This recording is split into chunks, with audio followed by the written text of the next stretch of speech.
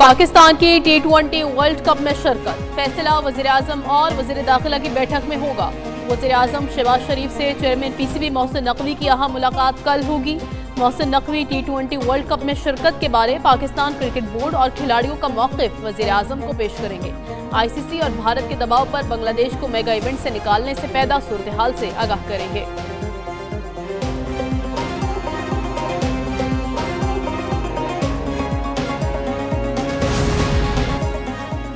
Chairman PCB Mohsin Naqvi की कौमी cricket team के अरकान से लाहौर में मुलाकात, खिलाड़ियों को T20 वर्ल्ड कप में शिरकत के हवाले से एतमाद में लिया। मोहसिन नकवी ने कहा कि वर्ल्ड कप में भारत न खेलने के हवाले से बांग्लादेश का मौक़िफ़ उसूलों पर मबनी है। पाकिस्तान क्रिकेट बोर्ड ICC के दोहरे मेयार को मुस्तरद करता है। क्रिकेट के सुनहरी उसूलों को मद्देनजर रखकर बांग्लादेश की हिमायत की है।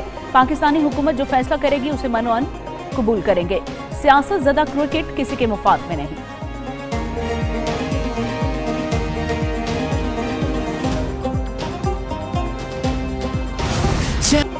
T20 वर्ल्ड कप के लिए पाकिस्तान के 15 रुकनी स्क्वाड का ऐलान, सलमान अली आगा क़यादत करेंगे। टीम में बाबर आजम की वापसी, शाहीन आफरीदी, शादाब खान, उस्मान खान, साहिबजादा फरहान स्क्वाड का हिस्सा। मोहम्मद नवाज, फहीम अशरफ, ख्वाजा मोहम्मद नाफे, सलमान मिर्जा टीम में शामिल। फ़खर जमान, साइम अयूब, नसीम शाह, इब्रार अहमद और उस्मान तारिक को शामिल किया गया।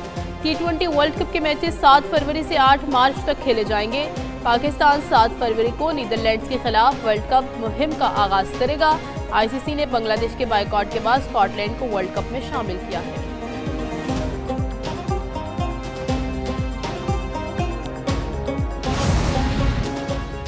वज़ीर-ए-आज़म शहबाज शरीफ लंदन से पाकिस्तान के लिए रवाना। वज़ीर-ए-आज़म शहबाज शरीफ ने लंदन में 4 दिन क़याम किया। वज़ीर-ए-आज़म आलमी इक़्तिसादी फोरम में शिरकत के लिए जुमेरात को लंदन पहुंचे थे। वज़ीर-ए-आज़म शहबाज शरीफ ने मेडिकल चेकअप भी करवाया। लंदन में वज़ीर-ए-आज़म से मुख्तलिफ वफूद की मुलाकातें हुई। वज़ीर-ए-आज़म ने ताजिर बरादरी और डिजिटल करेंसी के माहिरीन से भी मुलाकात की। वज़ीर-ए-आज़म ने पाकिस्तान हाई कमीशन लंदन का दौरा भी किया।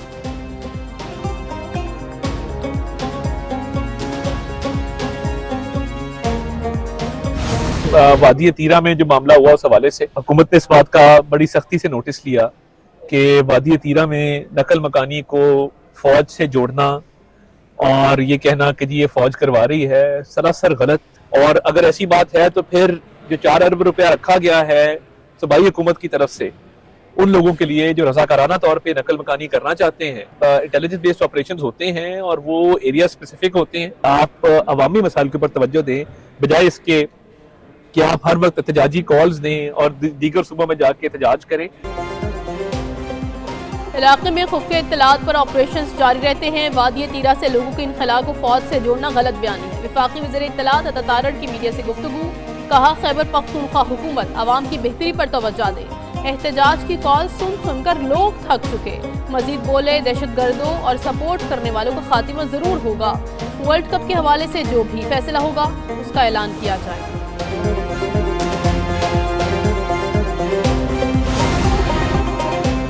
वादी तीरा को फौज के अहकामात पर खाली करवाने की बेबुनियाद खबरों की तरदीद।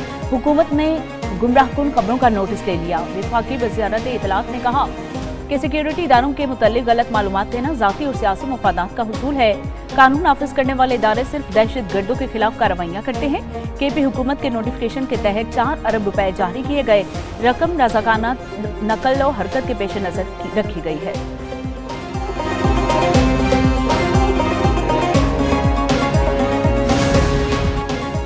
पंजकूर में सिक्योरिटी फोर्सेस का इंटेलिजेंस बेस्ड ऑपरेशन, भारतीय स्पॉन्सर 3 दहशतगर्द हलाक। ISPR के मुताबिक सिक्योरिटी फोर्सेस ने फितनाल हिंदुस्तान के दहशतगर्दों की मौजूदगी की इत्तला पर कार्रवाई की। सिक्योरिटी फोर्सेस और दहशतगर्दों के दरमियान शदीद फायरिंग का तबादला हुआ। हलाक होने वाले दहशतगर्दों में मकामी कमांडर फारूक और सोरो भी शामिल। भारतीय स्पॉन्सर दहशतगर्द अदील और वसीम भी मारे गए। हथियार, एम्यूनेशन और बारूदी मवाद बरामद।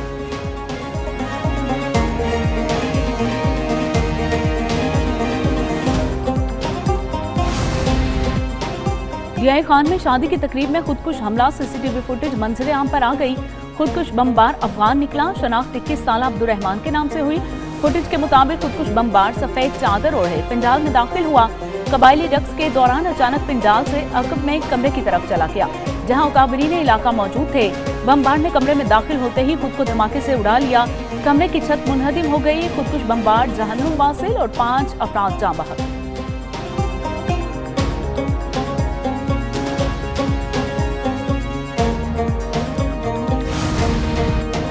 सानेहा गुल प्लाजा में जाँ बहक 5 अफराद की नमाज जनाजा अदा। दिल्ली कॉलोनी के रिहायशी एक खानदान के 6 में से 4 अफराद की नमाज जनाजा अदा की गई। फारूक सतार, आमिर फारूक, शबीर कायम खानी, मोनम जफर खान, नजमी आलम और दीगर शरीक हुए। जाँ बहक 18 साल मोहम्मद शीद की नमाज जनाजा गार्डन कश्ती वाली मस्जिद में अदा की गई। जावेद नागोरी, अजीज़ व अकारिब और अहले मोहल्ला की बड़ी तादाद शरीक हुई।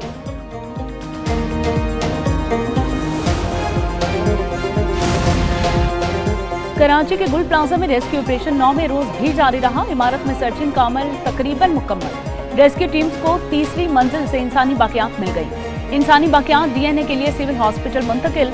73 जाँ बहक अफराद में से 24 की शनाख्त हो चुकी। 54 लवाहिकीन ने डीएनए के लिए नमूने जमा करवाए हैं। डिप्टी कमिश्नर साउथ के मुताबिक तहकीकात मुकम्मल होने तक कुछ भी कहना कबल अज़ वक्त होगा।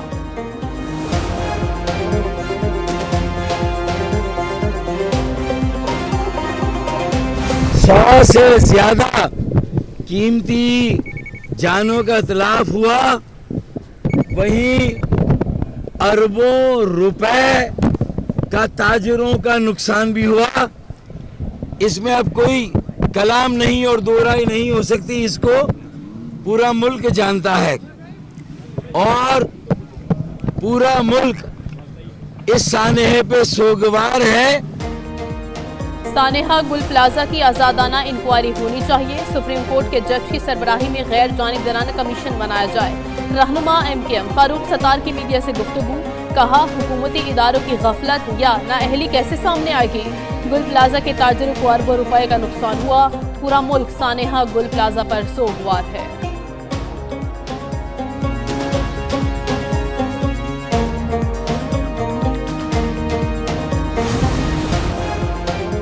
इतना बड़ा सानेहा हुआ, सवाल ये बनता है कि बिल्डिंग रूल्स कहाँ हैं। अमीर जमात इस्लामी कराची मोहम्मद जफर कहते हैं कि गुज़िश्ता साल आग लगने के 2500 वाक़यात पेश आए। इतने सानेहे होने के बाद भी हुकूमत को होश नहीं आया। 9 रोज गुजर गए, अभी तक लोग अपने प्यारों की लाशों की तलाश में हैं। कराची के लोगों को बेयारो मददगार नहीं छोड़ा जा सकता। कभी शहरी गटरों में गिरते हैं, कभी डंपर्स की जद में आते हैं।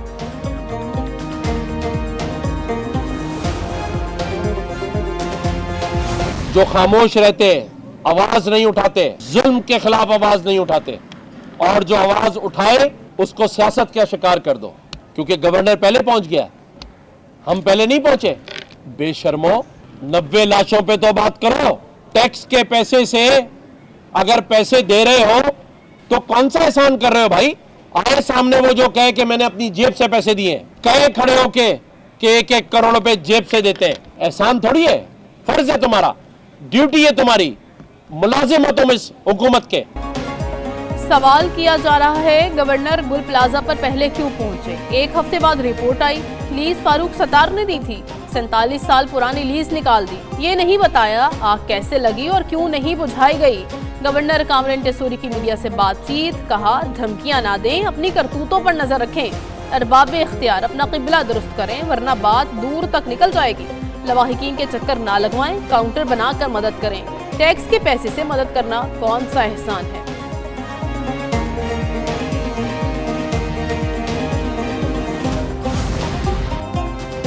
सिंध भर की सरकारी, गैर सरकारी और कमर्शियल इमारतों का जामिया फायर सेफ्टी ऑडिट करवाने का फैसला।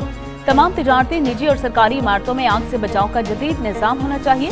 वज़ीर आला सिंध मुराद अली शाह के इजलास में हिदायत, कहा कि अहम इमारतों का मुकम्मल ऑडिट अब इख्तियारी नहीं होगा। एमरजेंसी खराज की वाज़ेह इलामतें और बगैर रुकावट के दाखिली और खारजी रास्ते लाजिम होंगे। इब्तदाई ऑडिट मरहले में 2368 इमारतों की निशानदही हुई।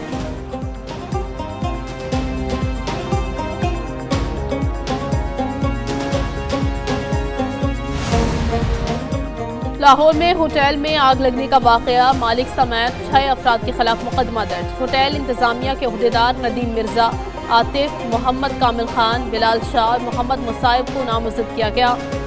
FIR के मुताबिक होटल इंतजामिया ने बेसमेंट में गैर कानूनी बॉयलर नस्ब करके गैस सप्लाई की। बॉयलर फटने और गैस लीकेज से होटल में आग लगी। फायर सेफ्टी के लिए जारी नोटिस को होटल इंतजामिया ने नजरअंदाज किया। पुलिस ने 2 मुलजिमों को गिरफ्तार कर लिया। होटल इंतजामिया की गफलत से 3 अफराद जाँ बहक, 4 जख्मी हुए।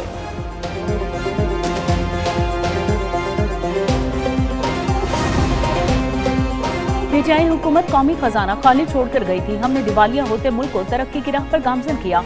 विफाकी वजीर एहसन इकबाल कहते हैं कि वजीर आजम और फील्ड मार्शल की बेहतरीन पॉलिसीज की बदौलत नुमाया कामयाबियां मिली हैं। मार्का हक में अजीम कामयाबी की तारीख में मिसाल नहीं मिलती। फील्ड मार्शल की क़यादत में अफवाज ने भारत को ऐसा जवाब दिया जो नस्लें याद रखेंगी। मार्का हक की तरह उड़ान पाकिस्तान प्रोग्राम में भी कामयाबियां हासिल करेंगे।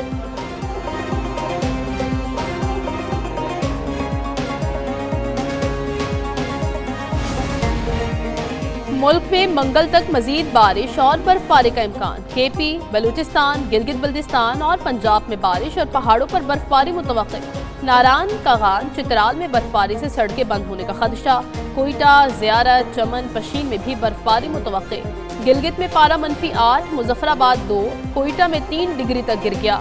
इस्लामाबाद में 9, लाहौर 10, कराची 16, पेशावर में 8 डिग्री रिकॉर्ड।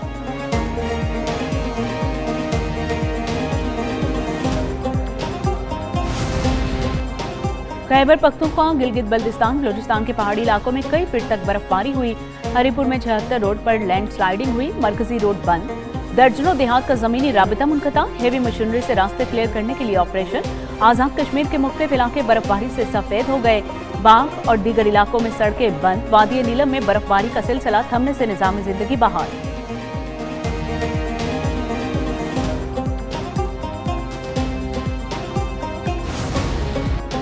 बर्फबारी से मुतासरा इलाकों में पाक फौज का रेस्क्यू एंड रिलीफ ऑपरेशन। जवान बर्फबारी में फंसे अफराद को महफूज बनाने के लिए कोशां।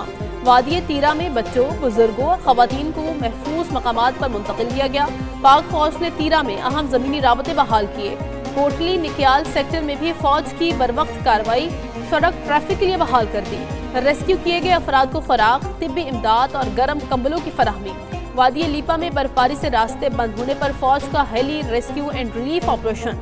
मरीजा को हेलीकॉप्टर पर मिलिट्री अस्पताल रावलपिंडी मुंतकिल किया।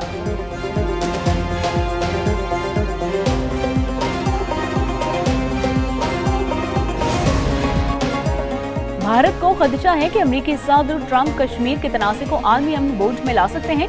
बरतानवी मीडिया की रिपोर्ट। कहा कि डोनाल्ड ट्रंप ने गजा की तामीर नो के लिए भारत को भी वर्ल्ड बोर्ड ऑफ पीस में दावत दी। भारत तकरीब में शरीक नहीं हुआ। फैसला खित्ते और अमरीकी ताल्लुकात पर असरअंदाज हो सकता है। पाकिस्तान, तुर्किया, सऊदी अरब, यूएई और दीगर ममालिक अमन बोर्ड में शामिल हो गए।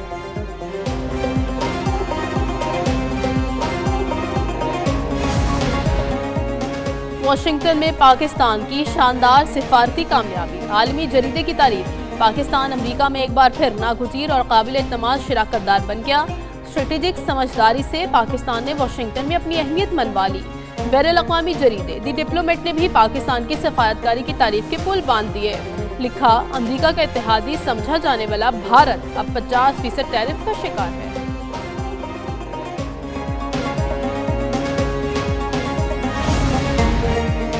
नायब वज़ीर-ए-आज़म इसहाक़ डार और बांग्लादेशी मुशीर ख़ारजा तौहीद हुसैन के दरमियान टेलीफोनिक राबिता।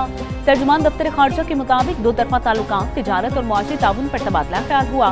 दोनों ममालिक का मुख्तलिफ शोबों में ताउन मजबूत बनाने के अज़्म का यादा। मुश्तरका मुफाद और इलाकाई अमन व खुशहाली के लिए काम करने पर भी इत्तफ़ाक़।